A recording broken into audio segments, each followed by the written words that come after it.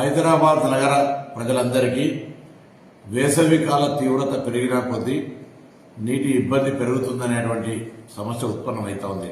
కానీ ఇప్పటికీ హైదరాబాద్ ప్రజలకు సంబంధించి గతంలో 2300 MLD వాటర్ ఇచ్చేదుంటే ఇప్పుడు 2450 పైన మరి MLD వాటర్ను త్రాగునీటి అవసరాల కొరకు ఇవ్వడం జరుగుతోంది.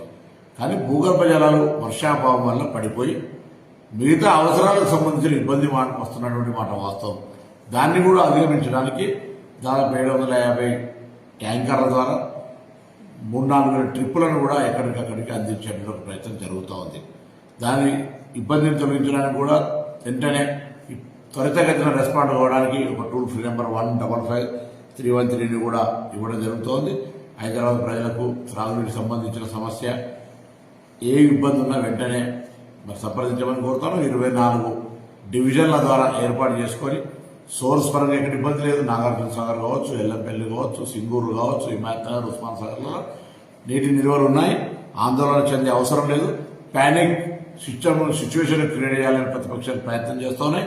త్రాగునీటి అవసరాలకు సంబంధించి గతంలో ఏ విధంగా అయితే మున్సిపల్ వ్యవస్థ ఇస్తుండేనో అంతకంటే ఎక్కువగానే నీళ్లను డ్రా చేస్తూ ఉంది, డిస్ట్రిబ్యూషన్ చేస్తూ ఉంది.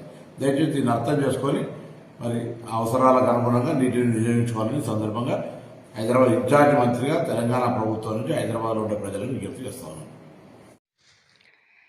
Thanks for watching. For more updates subscribe to my channel. చూస్తూనే ఉండండి మరెన్నో అప్డేట్ కోసం ASN 24 ఛానల్.